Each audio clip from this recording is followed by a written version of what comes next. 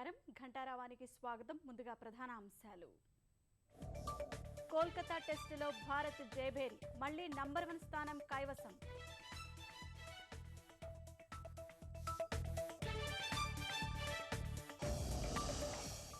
2020 నాటికి అందరికీ ఇళ్లే లక్ష్యం పీఎంఏవై కింద నిర్మిస్తామన్న వెంకయ్య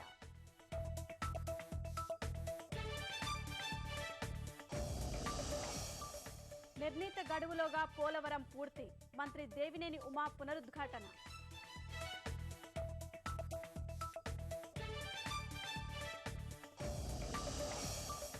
మరికాసేపట్లో శ్రీవారి బ్రహ్మోత్సవాలు ఆరంభం కన్నుల పండువగా ధ్వజపటం ఊరేగింపు